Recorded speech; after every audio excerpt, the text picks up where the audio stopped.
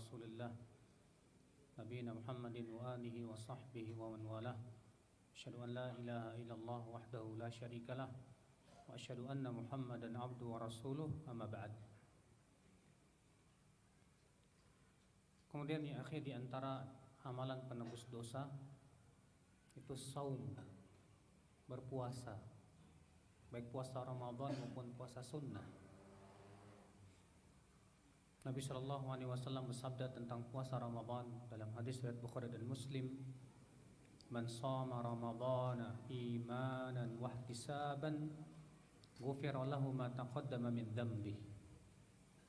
Siapa yang siam Ramadan karena iman dan ihtisab yaitu talabul ajr, berharap pahala, ghufira lahu ma taqaddama min dhanbi, maka akan diampuni dosa-dosanya yang telah lalu. Nabi sallallahu alaihi wasallam menyebutkan tentang puasa hari Arafah, yaitu bahwa ia tukafir sanatal madiyah was sanatal muqbilah, bahwasanya puasa Arafah itu menggugurkan setahun sebelum dan setahun sesudah. Nabi juga bersabda tentang puasa Asyura bahwa itu tukaffiru sanatal madiyah, menggugurkan dosa setahun yang lalu. Maka ini sesuatu yang masya Allah. Bahkan Nabi sallallahu alaihi wasallam bersabda kepada seorang sahabat, "Alaika bis-shaum fa innahu la mithlalah." Hendaklah kamu bersaum, berpuasa, karena puasa itu tidak ada tandingannya, kata Rasulullah SAW. Jadi ibadah yang tanpa tanding itu, kata Rasulullah, itu ibadah saum. Kemudian diantara dosa penebus, amal penebus dosa itu sedekah, baik yang wajib berupa zakat ataupun yang sunnah. Ini berdasarkan hadis riwayat Tirmidzi bahwa Nabi sallallahu alaihi wasallam bersabda, "Was-shadaqatu tudfi'ul khati'ah kama yudfi'ul ma'un nar." Dan sedekah itu memadamkan dosa sebagaimana api memadamkan apa? Air. Subhanallah. Dan sesuatu yang luar biasa, akhi, ternyata Rasulullah memperbanyak sedekah itu bulan Ramadan. Kenapa? Karena saum itu junnah, bagaikan perisai dari api neraka. Sedangkan sedekah itu pemadam. Kalau antum punya perisai tapi tidak punya pemadam, kurang kuat. Kalau punya pemadam tapi tidak punya perisai juga bisa masih terbakar. Tapi ketika kita mempunyai perisai dan kita mempunyai pemadam, maka ini sesuatu yang dahsyat sekali untuk menggugurkan dosa. Makanya itu diantara rahasia yang disebutkan Al-Hafidz Ibnu Rajab. Kenapa Rasulullah SAW memperbanyak sedekah itu di mana? Di bulan Ramadan. Sebagaimana Ibnu Abbas mengatakan demikian, "Kana Rasulullah SAW ajwadan nas wa kana ajwadu ma yakunu fi Ramadan hina yalqahu Jibril." Adalah Rasulullah SAW orang yang paling dermawan, dan beliau lebih dermawan lagi di bulan Ramadan. Kemudian di antara amalan penebus dosa itu zikrullah, berzikir kepada Allah Subhanahu wa taala. Allah taala berfirman, "Wadz-dzakirina Allaha katsiran wadz-dzakirat a'addallahu lahum maghfiratan wa ajran 'azima." Laki-laki yang banyak berzikir, wanita yang banyak berzikir, Allah persiapkan untuk mereka ampunan dan pahala yang besar. Bayangkan. Ternyata orang yang banyak berzikir disediakan oleh Allah dua perkara. Yang pertama yaitu ampunan Allah. Yang kedua itu pahala yang besar, luar biasa. Sebutkan dalam riwayat Tabrani yang dihasankan oleh Syekh Albani rahimahullah, "Man qala subhanallah," siapa yang mengucapkan subhanallah, kutibat lahu 20 hasanah, akan ditulis untuk dia 20 kebaikan. Wa hutat anhu 20 khafi'ah, digugurkan darinya 20 dosa. Wa kutibat lahu wa rufi'at lahu 20 darajah, dan ditulis untuk dia 20 derajat. Jadi kalau dia mengucapkan subhanallah, ditulis berapa? 20 kebaikan, digugurkan berapa? 20 kesalahan, dan diangkat berapa? 20 derajat. Siapa yang mengucapkan takbir, sama kata Rasulullah. Siapa yang mengucapkan tahlil, sama kata Rasulullah. Dan siapa yang mengucapkan alhamdulillahi rabbil alamin, akan ditulis untuk dia 30 hasanah, 30 kebaikan. Subhanallah, ketika kita ucapkan subhanallah sekali saja sudah menggugurkan 20 kesalahan. Bayangkan, itu baru sekali. Bagaimana kalau antum terus berzikir kepada Allah selama setengah jam misalnya? Siapa di antara kita yang pernah berzikir terus setengah jam? Ya, ketika macet di jalan atau sedang nyupir atau sedang bermotor, lisan antum selalu basah mengucapkan subhanallah, alhamdulillah, la ilaha illallah, Allahu akbar, subhanallah, alhamdulillah. Berapa banyak dosa, berapa banyak kesalahan yang telah Allah gugurkan. Luar biasa. Dan itu Masya Allah ringan sekali, Pak. Bahkan tidak ada amal yang paling ringan dari ini. Berapa menit antum mengucapkan subhanallah? 1 detik.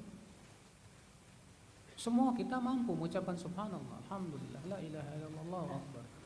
Tapi sekali ucapkan subhanallah, Allah gugurkan 20 dosa. Ya.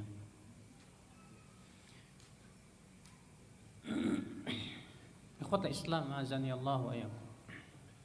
Di antara amalan penggugur dosa, pergi menuju masjid untuk sholat berjamaah. Pergi menuju masjid untuk apa? Ya, untuk sholat berjamaah. Sebagaimana disebutkan dalam hadis yang masyhur yang dikeluarkan oleh Muslim dalam sahihnya, sholatul rajul fil jamaah tafdulu ala salatihi fi baitihi wa fi suqihi bi 25 darajah. Salat seseorang berjamaah di masjid lebih utama dibandingkan dengan salat dia sendirian di rumah atau di pasarnya 25 kali lipat. Wadhalika annahu idza tawaddaa fi baitihi fa ahsanal wudu. Yang demikian itu apabila ia berwudu di rumahnya dan ia memperbagus wudunya. Thumma kharaja ilal masjid la yukhrijuhu illa shalah. Kemudian ia keluar menuju masjid, tidak ada niat kecuali untuk salat. Lam yakhtu khutwah, tidaklah ia melangkah satu langkah illa hutat anhu khafi'ah wa rufi'at lahu darajah, kecuali akan digugurkan satu kesalahan dan akan diangkat 1 derajat. Ya, bayangkan satu langkah.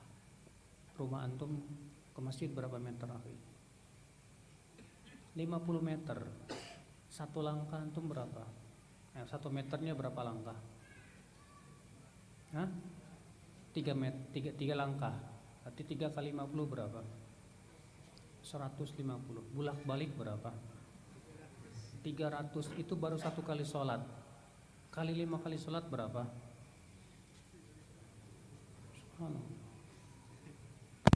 Luar biasa kan? Dan para sahabat dulu, para salafus soleh kalau pergi ke masjid langkahnya diperkecil. Kenapa? Karena Rasulullah SAW mengatakan tidak ada bedanya antara langkah lebar dengan langkah kecil. Dalam satu riwayat begitu. Falyuqarrib aw liyuba'id. Silahkan ia jauhkan langkahnya ataupun ia pendekkan langkahnya, pahalanya sama. Berarti yang lebih untung yang mana, Pak? Pendekkan langkahnya. Maka kalau 1 meter antum 1 langkah, rugi. Iya. 1 meter ya setidaknya 3 langkah lah. Kalau rumah antum 100 meter, bayangkan pulang pergi 600. 600 kebaikan ditulis oleh Allah, 600 keburukan digugurkan oleh Allah Subhanahu wa taala. Luar biasa tidak, Pak? Wallahi luar biasa. Makanya orang yang pergi ke masjid itu, Pak, dijamin dan sudah disaksikan oleh Allah keimanannya. Innama ya'muru masajidallah man amana billah wal yawmil akhir. Sesungguhnya yang memakmurkan masjid-masjid Allah hanyalah orang yang beriman kepada Allah dan kehidupan akhirat. Alhamdulillah. Makanya orang yang datang ke masjid itu akan Allah sambut seperti seseorang menyambut temannya yang sudah lama tak bertemu. Dalam satu riwayat yang dihasankan Syekh Albani, ya, ketika seseorang pergi ke masjid, Rasulullah bersabda apa? Tabashbashallahu lah. Maka Allah tergopoh-gopoh untuk menerima orang ini. Sebagaimana seseorang menerima temannya yang sudah lama tak ketemu. Dalam satu riwayat yang lain, Rasulullah yang orang yang pergi ke masjid itu zairullah, pengunjung Allah, dan sudah hak Allah atas orang yang yang dikunjungi untuk menghormati yang mengunjunginya. Makanya ya akhi, jangan malas untuk melangkahkan kaki kemana? Ke masjid. Wallahi pahala besar di sisi Allah Subhanahu wa taala. Ya. Di antara dosa amal penggugur dosa ya akhi, sabar menghadapi musibah. Ketika kita sedih, ketika kita lelah, ketika kita merasa sakit, semua itu menggugurkan dosa. Sebagaimana Rasulullah SAW bersabda, "Ma yusibul muslim min nasabin wala wasabin wala hammin wala hazanin wala adha wala gham hatta syaukah yashakuha illa kafarallahu biha min khatayah." Tidak ada satupun musibah yang menimpa seorang muslim, baik rasa lelah, capek, ya.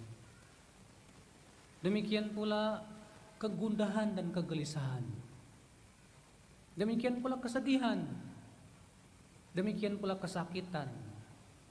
Sampai-sampai duri yang menancap di kakinya saja itu sudah menggugurkan dosa-dosa seorang muslim. Antum sedih aja, Pak, menggugurkan dosa. Orang beriman, Masya Allah. Galau aja menggugurkan dosa. Ya. Makanya orang yang beriman itu Masya Allah, subhanallah, ya akhal Islam, azan ya Allah, ya. Antum lagi jalan, tahu-tahu nendang batu, aduh sakitnya minta. Itu sudah menggugurkan dosa. Bahkan kalau antum melihat akhwat, setelah melihat langsung nabrak tembok gitu ya. Itu kebaikan ya. Allah masih menginginkan kebaikan sama anda. Bagaimana dalam sebuah riwayat yang dihasankan Syekh Albani rahimahullah, ada seorang sahabat di jalan bertemu dengan sahabiat, yang sahabiat ini dulunya seorang pelacur. Terus sahabat ini karena melihat sahabiat ini tahu ini dulu pelacur, digodanya oleh sahabat. Maka sahabiat ini berkata, "Mah, qad ja'ana Allahu bil Islam." Jangan seperti itu, kita sudah Islam ini. Sahabat ini langsung sadar. Tapi kemudian apa yang terjadi? Si sahabat ini ngeliatin terus saja. Pas balik tembok, ceduk. Akhirnya dia datanglah ke Rasulullah dan menceritakan kejadian itu. Apa kata Rasulullah? Anta mimman aradallahu bika khaira. Allah masih menginginkan kebaikan buat kamu. Idza aradallahu bi 'abdin khairan ajjala lahu al-uqubata fid dunya, kata Rasulullah. Allah kalau menginginkan kebaikan kepada seorang hamba, Allah percepat sanksi di dunia. Antum pergi ke mall, di mall ngeliatin akhwat-akhwat, wah, makhluk-makhluk halus halus yang luar biasa. Pulang sampai rumah pusing kepala antum, aduh. Ya. Kok pas saya pulang dari mall kok kepala saya pusing. Alhamdulillah. Allah masih menginginkan kebaikan buat kita ya. Allah ingin gugurkan dosa-dosa kita dengan ditimpa musibah-musibah dalam hidup ini. Makanya kalau kita ditimpa musibah bersyukur. Artinya Allah masih menginginkan kebaikan buat kita. Untuk ditimpa sakit bersyukur karena itu artinya Allah masih menginginkan kebaikan untuk kita. Ya. Makanya dalam satu ayat yang lain Rasulullah bersabda, "Man yuridillahu bihi khairan yusib minhu." Siapa yang Allah inginkan kebaikan untuk seseorang, Allah berikan musibah dalam hidupnya. Musibah pada dirinya berupa sakit, musibah yang menimpa istrinya, musibah yang menimpa anaknya, musibah yang menimpa ibunya, yang musibah yang menimpa hartanya, atau yang musibah yang menimpa rumahnya. Semua itu menggugurkan dosa. Alhamdulillah. Kalau sabar. Tapi kalau nggak sabar ya tidak menggugurkan dosa. Yang ada kerugiannya. Akal Islam azan ya Allah ya.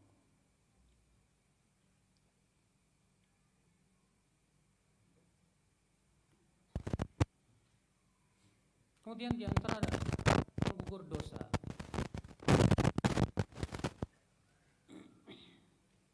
doa kafaratul majlis. Dan ini menggugurkan dosa yang kita lakukan saat kita bermajlis ngobrol. Kata Rasulullah, "Man jalasa jalsatan fakathura laghafuh."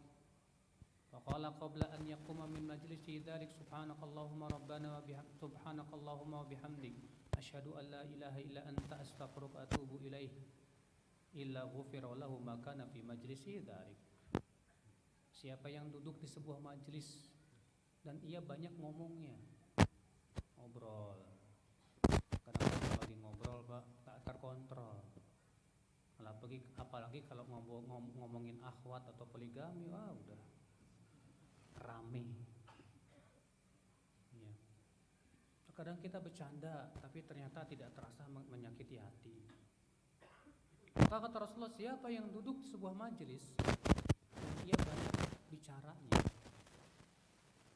maka kemudian sebelum ia bangkit dari majelis itu dia mengucapkan ini, subhanakallahumma wa bihamdika asyhadu an la ilaha illa anta astaghfiruka wa atubu ilaika, kecuali akan diampuni dosa-dosa yang ia lakukan di majelis tersebut. Berarti doa kafaratul majelis itu bukan hanya diucapkan setelah majelis ta'lim, umum setiap majelis, terlebih majelis obrolan yang terkadang obrolan kita ngalor ngidul yang gak ada manfaatnya.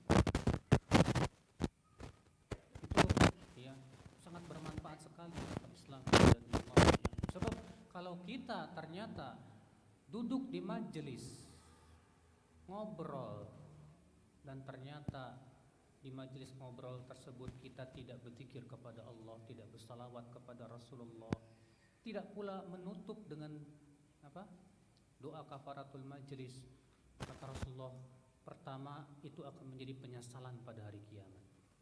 Yang kedua, ia bangkit dari majelis bagaikan bangkai keledai.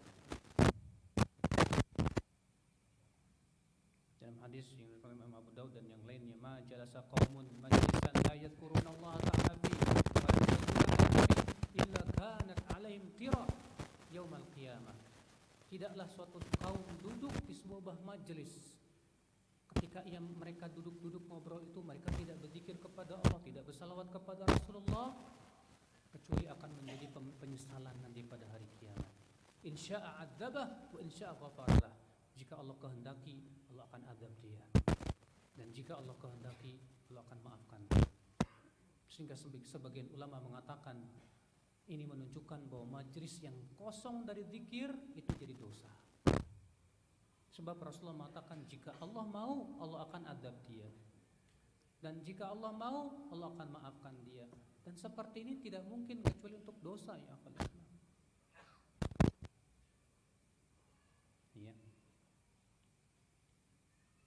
Kemudian di antara amalan penebus dosa yaitu membaca subhanallah 33 kali, alhamdulillah 33 kali, Allahu akbar 33 kali, ditutup dengan la ilaha illallah wahdahu la syarika lahul mulku wa lahul hamdu wa huwa ala kulli syai'in qadir sekali setiap di belakang salat 5 kali. Apa pahalanya?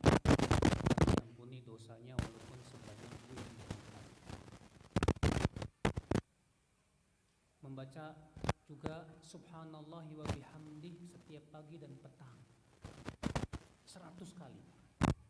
Apa pahalanya? Kata Rasulullah, akan diampuni dosanya walaupun sebanyak buih di lautan. Masya Allah, luar biasa Pak. Berarti sebetulnya amalan penggugur dosa banyak tidak? Sangat banyak.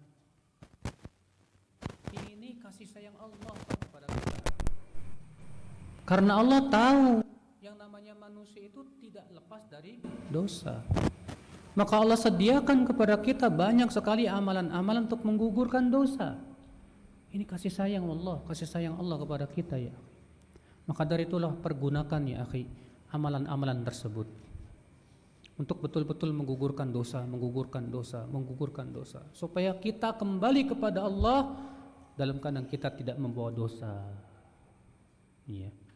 Allahu a'lam. Semoga yang saya sampaikan bermanfaat dan masih banyak lagi. Ada sekitar 35 amalan penebus dosa sebetulnya. Iya. Dan kita buka tanya jawab. Tentunya yang saya jawab yang saya bisa aja. Yang nggak bisa nanti dijawab sama Ustaz Romlan.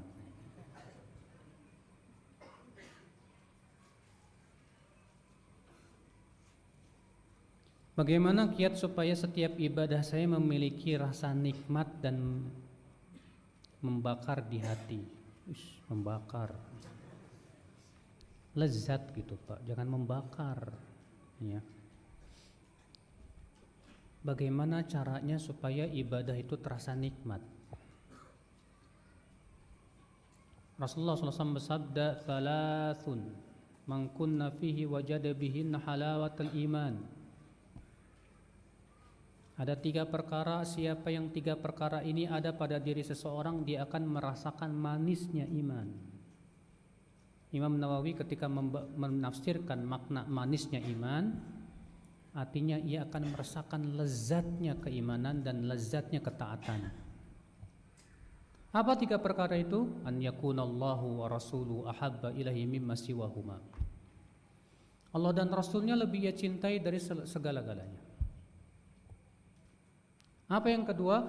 Wa an yuhibbal mar'a la yuhibbuhu illa lillah. Tidaklah ia mencintai seseorang kecuali ia mencintainya karena Allah. Apa yang ketiga? Wa an yakraha an ya'uda fil kufr kama yakrahu an yuqdhafa fin nar. Ia tidak mau kembali kepada kekufuran sebagaimana ia tidak mau dilemparkan ke dalam api. Siapa yang ada 3 perkara ini, kata Rasulullah, dia akan menemukan rasa manisnya iman, manisnya ketaatan. Al-Imam Ibnu Qayyim rahimahullah ketika menyebutkan tentang keutamaan zikir, lebih dari 60 keutamaan. Di antaranya kata beliau apa? Bahwa afdalul amal yang paling utama itu adalah yang paling banyak kita mengingat Allah di dalamnya. Salat yang paling utama, yang paling kita banyak ingat di dalam salat kita kepada Allah. Mungkin enggak ada orang salat tapi enggak mengingat Allah, Pak? Mungkin. Allahu Akbar, dia salat, pikirannya entah kemana. Ya. Mulai dari awal sholat sampai akhir sholat mikirnya kemana? Ke pasar, ke makanan. Gak ingat Allah. Kalau orang tidak ingat Allah dalam sholatnya, saya jamin tidak akan lezat sholatnya. Sholat mikirinnya game. Sholat mikirinnya main bola. Sholat mikirinnya yang lain. Saya yakin antum sholatnya nggak bakalan betah lama-lamaan. Kenapa? Karena ada yang lebih asyik di hati antum dari sholat. Makanya hati ini bagaikan bejana. Kalau antum asyik dengan sesuatu akan berpaling dari yang lainnya. Saat hati antum asyik dengan mengingat Allah dalam sholat antum dan bermunajat kepadanya, antum akan terasa nikmat dalam sholat. Tapi kalau ternyata di hati kita ada sesuatu yang lebih mengasyikkan dari sholat, kita tidak akan merasakan nikmatnya apa? Sholat. Gak nikmat. Ada apa? Kenapa saya nggak nikmat dalam sholat saya, Ustadz? Ya, karena ada yang lebih nikmat di hati antum dari sholat. Coba antum pikirkan, apa yang menyebabkan antum kok tidak nikmat dalam sholat? Ada nggak di hati antum yang lebih antum nikmati dari selain sholat? Mungkin antum lebih nikmat nonton YouTube. Mungkin antum lebih nikmat Facebookan dan medsosan. Kalau Facebookan, medsosan sampai kuat berjam-jam, sehingga terasa nikmat sekali. Saya jamin sholat pun antum gak bakalan khusyuk. Kenapa? Karena ada yang lebih nikmat dari mengingat Allah. Apalagi kalau antum lagi jatuh hati sama akhwat, alah, ya, musibah besar dalam hidup, Pak. Ya.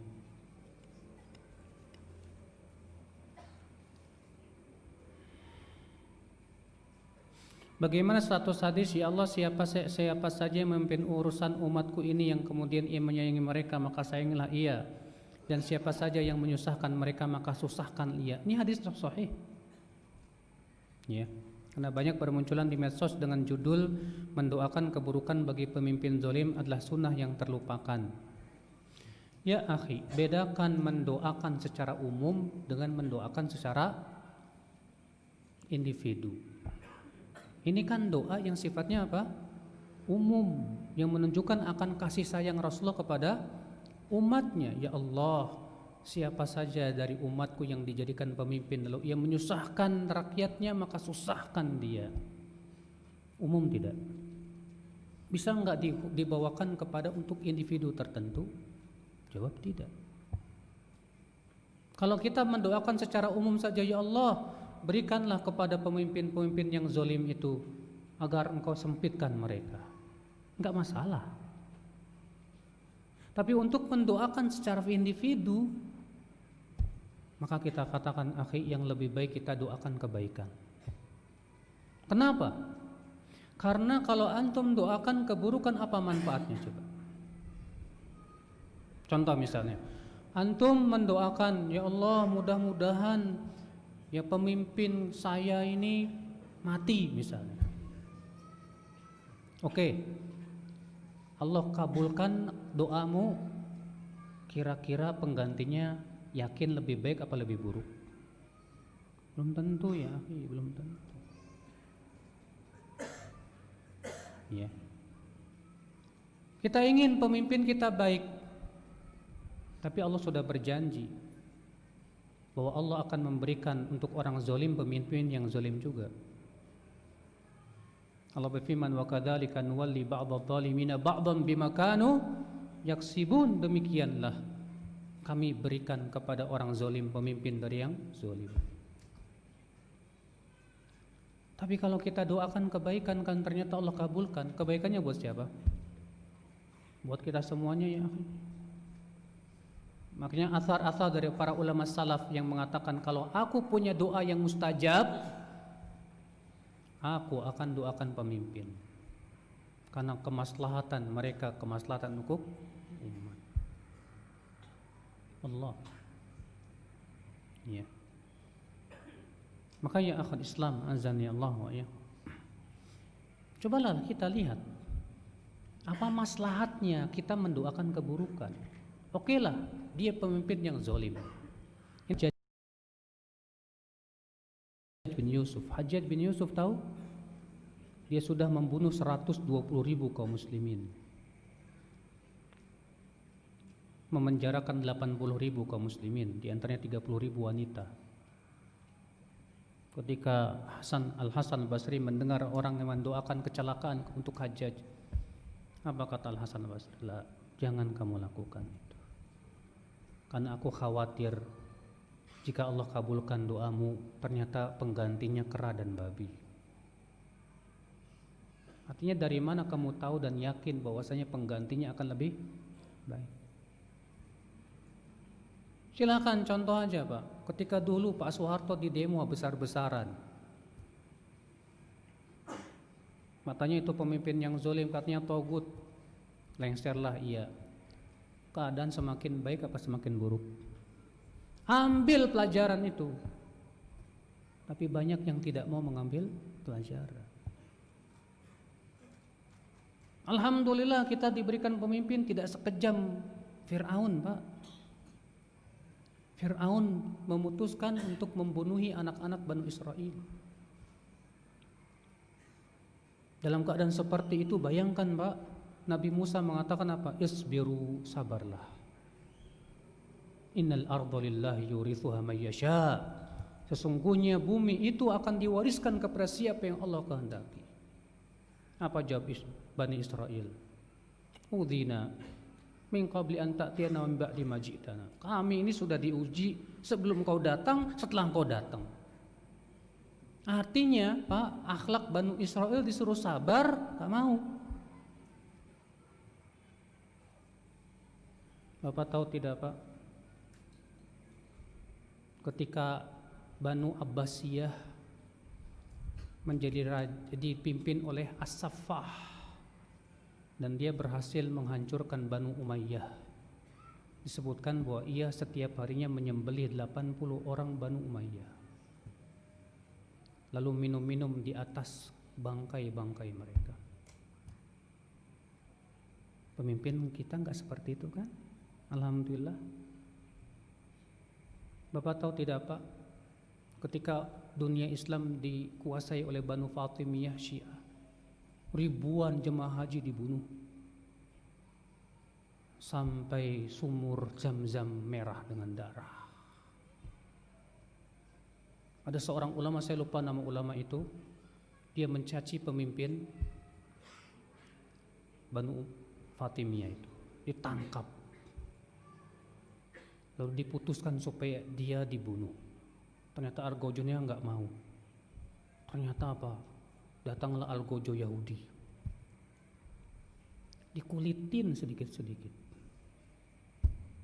Sampai begitu kejamnya Pak. Alhamdulillah pemimpin kita enggak seperti itu kan. Bersyukur makanya. Kita masalahnya enggak bersyukur Pak. Coba lihat di Suriah, 1 juta kaum muslimin dibomin, dihabisin. Kita di negeri kita belum, alhamdulillah nggak sampai seperti itu kan. Dan mudah-mudahan tidak terjadi hal seperti itu. Di mana syukur kita ya akhi? Banyak yang terpancing oleh emosi-emosi apa yang disebar-sebarkan itu. Katanya pemimpin kita memihak ini, membiarkan kaum muslimin begini. Bisa jadi karena mereka melemah, bisa jadi ditekan oleh negara sana. Ada kepentingan-kepentingan yang masuk dari luar untuk menekan negeri kita, sementara pemerintah kita tidak mampu apa-apa. Bisa jadi kita lemah, betul. Kenapa kita lemah? Akibat dosa-dosa kita, wallah. Akibat dosa-dosa kita. Antum melihat di negeri kita kesyirikan merajalela, bukan? Antum melihat kebid'ahan merajalela, bukan? Antum melihat berbagai macam penyimpangan-penyimpangan merajalela, bukan?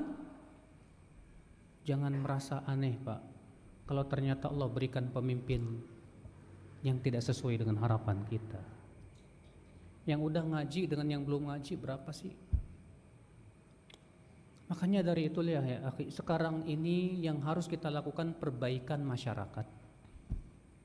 Perbaiki masyarakat, perbaiki terus. Masalah hasil itu di tangan Allah. Yang penting ketika kita bertemu dengan Allah, kita sudah ada alasan di hadapan Allah. Cuma masalahnya kita tidak sabar. Khabbab bin Al-Arat. Rasulullah sedang duduk di bawah naungan Ka'bah. Lewatlah Khabbab bin Al-Arat yang sedang disiksa. Bayangkan. Apa kata Khabbab bin Al-Arat? Ya Rasulullah, ala tad'u lana, ala tastansir lana. Tidakkah engkau segera berdoa untuk kemenangan kita ya Rasulullah? Tidakkah engkau minta segera kepada Allah pertolongan? Maka Rasulullah bersabda apa? Orang-orang sebelum kalian ada yang digergaji dengan gergaji besi. Ada yang disisir dengan sisir besi sampai ke tulangnya. Dan itu tidak menghalangi mereka dari agama Allah. Walakinnakum qaumun tasta'jilun, kata Rasulullah. Akan tetapi kalian ini memang tergesa-gesa. Kita tergesa-gesa kenapa Pak? Ditakut-takutin terus. Orang-orang yang ya saya katakan kaum haroki yang memang kerjaannya menakut-nakuti kaum muslimin, menyebarkan meme-meme dan yang lainnya yang membuat kaum muslimin takut. Nanti akan begini, nanti akan begitu nanti. Kalau ditakut-takuti tersebut, ya dan akan terus ditakut-takuti. Tujuannya apa nantinya? Hasilnya apa? Hasilnya kaum muslimin ketakutan. Kalau sudah ketakutan, tergesa-gesa. Ketergesa-gesaan itu dari kekhawatiran, Pak. Ya tidak. Sahih. Antum tergesa-gesa ke bandara ngapain? Takut ketinggalan pesawat. Dari ketakutan muncul ketergesa-gesaan. Kalau sudah ditakut-takutin terus Pak, tinggal lempar bensin. Fitnah yang muncul. Kalau sudah fitnah itu besar Pak, jangan salahkan kalau ternyata kejadian Suriah menimpa Indonesia. Akibat dari orang-orang yang terus dibakar dan dipanas-panasi. Maka dari itulah alhamdulillah duat-duat sunnah selalu berkata sabar, sabar. Tapi kita yang berkata sabar disebutnya apa Pak? Allah itu ngedukung itu. Menjilat. Subhanallah. Kita memerintahkan sabar bukan berarti kita tidak usaha, kita usaha. Di antara usaha kita berdakwah, kita memberikan masukan. Kita berusaha memperbaiki masyarakat sesuai dengan kemampuan. Sabar. Wallahi umat di zaman-zaman sebelum kita lebih parah dari ini. Lebih parah. Makanya kemudian para ulama mengambil pelajaran dari umat-umat sebelum kita untuk sabar saja. Dan aneh di zaman sekarang masih saja ada orang yang bawakan dalil, salaf terdahulu aja memberontak. Ya akhi, saya mau tanya, betul memang secara sejarah salaf terdahulu ada yang memberontak. Cuma saya tanya, hasilnya apa? Hasil dari pemberontakan itu apa? Tolong jawab. Orang yang suka membawakan asar salaf terdahulu yang memberontak, saya mau tanya mereka, hasilnya apa dari pemberontakan itu? Tidak menegakkan dunia, tidak pula agama. Yang ada kehancuran dan kehancuran. Makanya kemudian Syekhul Islam Taimiyah berkata apa? Fastaqarrat. Ya. Maka menjadi tetaplah setelah itu para ulama berpendapat haramnya memberontak. Kenapa? Karena setelah melihat sejarah, semua pemberontakan ternyata hasilnya mudaratnya jauh lebih besar daripada apa? Maslahat. Orang yang gak punya sabar berkata, sampai kapan kita sabar? Rasulullah menjawab, isbiru hatta talqauni ala haud. Sabarlah sampai berjumpa denganku di telaga Haud. Sampai berjumpa dengan Rasulullah di telaga Haud, ya akhi. Sabarnya. Itu ketika Rasulullah mengabarkan bahwa akan muncul pemimpin-pemimpin al-atharah yang lebih mementingkan dirinya daripada rakyatnya. Dikemanakan dalil-dalil yang banyak seperti ini, ya akhi. Kemudian yang dibawakan adalah kejadian-kejadian yang memilukan yang ada di zaman salaf kemudian malah dijadikan untuk membenarkan perbuatan mereka. Ini kekerdilan dalam memahami, ya akhi. Tidak melihat bagaimana hasil-hasil yang ada, ya akhi. La haula wala quwata illa billah. Musibah memang di zaman sekarang ini, ya akhi. Karena yang berbicara dan ikut angkat bicara orang-orang bodoh juga yang terbakar semangat. Ya.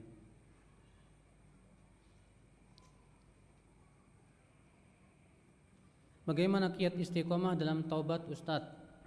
Kemudian meninggal dalam keadaan husnul khatimah. Akhi, kalau kita telah menganggap buruk perbuatan dosa, pertahankanlah anggapan buruk tersebut. Karena taubat akan terus kita jalankan selama kita menyesali dan menganggap buruk. Setiap kali kita mengingat dosa, kita menyesal, maka saat itu akan tumbuh taubat. Setiap mengingat dosa, kita menyesal, tumbuh lagi taubat, taubat, istighfar, taubat.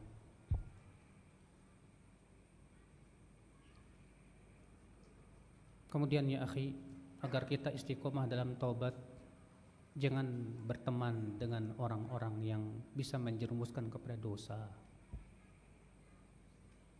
Demikian pula jauhi semua alat-alat ataupun tempat ataupun keadaan yang bisa menyeret kita kepada dosa yang sama. Kalau antum sebab berbuat dosanya handphone, jauhi handphone. Kalau antum sebab berbuat dosanya teman, ya udah cari teman yang saleh. Kalau antum sebab berbuat dosanya lingkungan, segera cari lingkungan yang baik. Harus ada usaha. Kalau enggak usaha susah, ya akhi. Iya.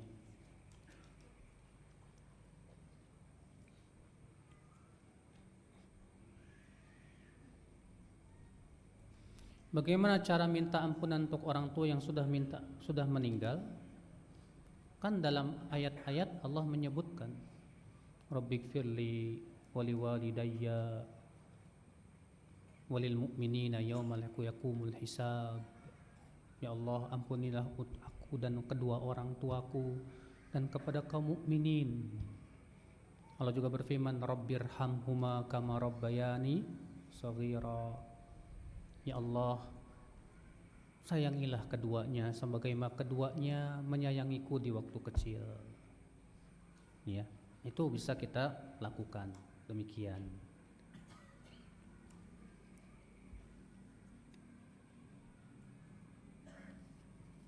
Baik, ini sisanya ditanyakan ke Ustaz Romlan aja ya. Semoga yang saya sampaikan bermanfaat. Mohon maaf bila ada kata-kata yang tak berkenan di hati. Subhanakallah bihamdik, asyhadu an la ilaha illa anta, astaghfiruka wa atubu ilaik. Assalamualaikum warahmatullahi wabarakatuh.